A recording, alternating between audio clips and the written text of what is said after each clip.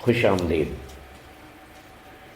آج کی خاص خبر تو فضل الرحمان کا جلدی اور بوکھلاہٹ کا شکار ہو کر وہ اقدام ہے جس میں ان کے انصار الاسلام والے پارلیمنٹ لاجز میں پہنچ گئے۔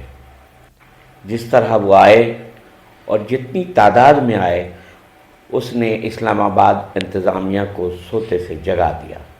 آپ کے درمیان میں ہوں، نجم بن اسد۔ یہ مولانا فضل الرحمان کچھ زیادہ جلدی میں ہیں، اور یہی وجہ ہے کہ وہ ایسی باتیں کر رہے ہیں۔ اسلام آباد میں پارلیمنٹ لاجز میں انصار اسلام کے پہنچنے کی اطلاع ملتے ہی پولیس جاگ گئی، پہنچی، اور پھر انہوں نے JUIF کے ممبر کا دروازہ توڑ کر اندر سے ان لوگوں کو گرفتار کر لیا جو وہاں رہنے کے اہل نہیں تھے۔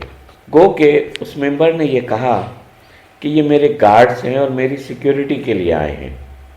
پھر فضل الرحمان کو پولیس کے آنے کی اطلاع ملی اور اپنے لوگوں کی گرفتاری کی اطلاع ملی، تو وہ یہ اعلان کر کے پہنچ گئے کہ سب لوگ اسلام آباد پہنچ جاؤ۔ تمام کارکنوں کو کہنا چاہتا ہوں، ہر پارٹی کے ورکر کو کہنا چاہتا ہوں کہ وہ پہنچ سکے تو اسلام آباد پہنچے، ورنہ اپنے اپنے شہروں میں روڈ بند کر دیں، کاروبار وطن بند کر دیں، اور ان کو بتا دیں کہ تم نے ہمیں چیلنج کیا ہے، ہم نے آپ کے مقابلے کی قسم کھائی ہے، ہم آپ سے لڑیں گے، میدان میں لڑیں گے، اور انشاءاللہ کارکن جہاں بھی ہے ہماری آواز پر میں گرفتاری دینے جا رہا ہوں۔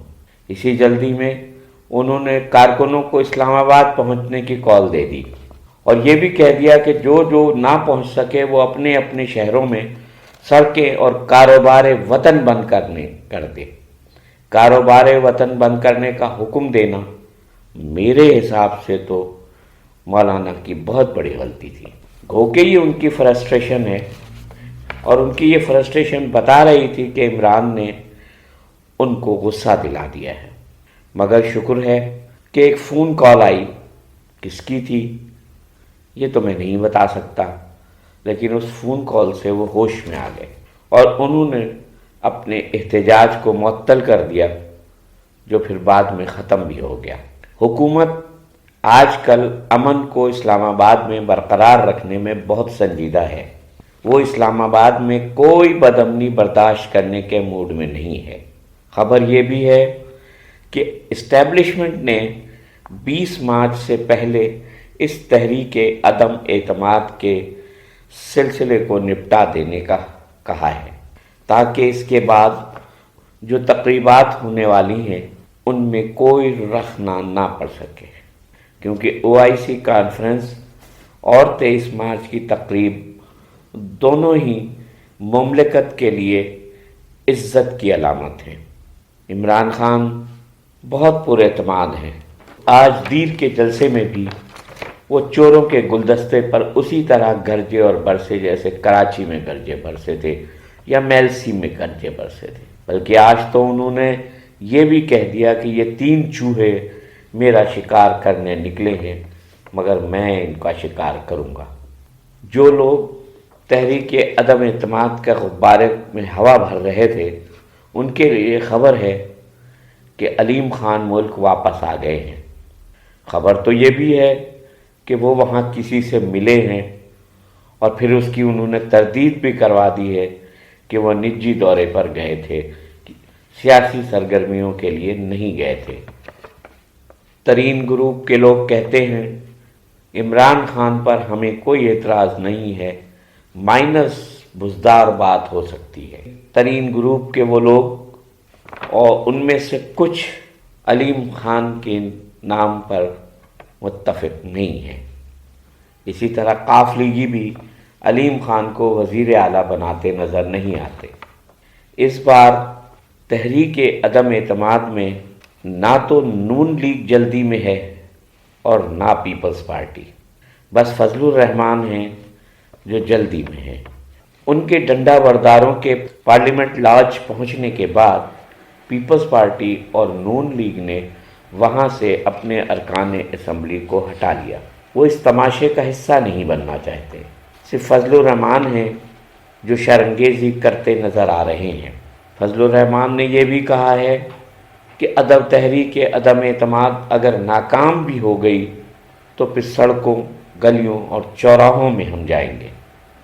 انارکی ہوگی، یہ لفظ استعمال کیا انہوں نے کہ انارکی ہوگی. تو مولانا یہ کوئی اچھی بات نہیں ہے. آپ ان لوگوں کو ہچکار رہے ہیں جو آپ کے الفاظ پکڑ کر آپ کو کہیں اور پہنچا سکتے ہیں. بلاول کے لانگ مارچ میں ایک گملہ بھی نہیں ٹوٹا، بلکہ اسلام آباد پہنچ کر بھی وہ پرامن ہی رہے. ان کی بالغ نظری کی داد دینی چاہیے. خبر یہ ہے کہ پیر یعنی 14 مارچ کو اسمبلی کا اجلاس بلا لیا جائے گا اور تحریک عدم اعتماد پر کام کرنے کا آغاز کر دیا جائے گا، اور جمعے 18 مارچ کو تحریک پر ووٹنگ بھی کروا لی جائے گی تاکہ یہ معاملہ حل ہو جائے.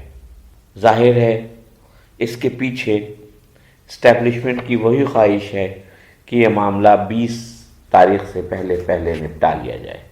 عمران خان اتنے پراعتماد ہیں کہ انہوں نے یہ کہہ دیا ہے کہ تحریک عدم اعتماد پر ووٹنگ سے ایک دن پہلے میں ڈی چوک پر ایک بہت بڑا جلسہ کروں گا. انہوں نے کارکنان کو اسمبلی نہ جانے کا مشورہ دیا ہے. انہوں نے ممبران اسمبلی کو اسمبلی کے اندر نہ جانے کا مشورہ بھی دے دیا ہے. حکومت کا صرف ایک کارکن ہال میں حکومت کی نمائندگی کے لیے موجود ہوگا اور باقی تمام ارکان اپنے اپنے گھروں سے کارروائی دیکھیں گے تاکہ ضمیر فروش ارکان کی بھی ہمت نہ پڑ سکے. فلور کراسنگ کریں گے تو اپنی نشست کھو دیں گے.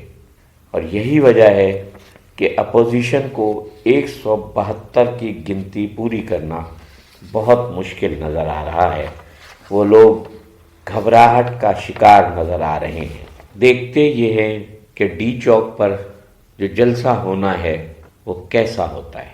جہاں تک عثمان بزدار کا معاملہ ہے ان کا جانا ٹھہر گیا ہے. انتظار بس یہ ہے کہ جو لوگ بزدار کو تبدیل کروانا چاہتے ہیں انہی کو ان کے متبادل کی تلاش اور اس کے نام پر متفق ہو جانے کا ٹاسک دے دیا گیا ہے.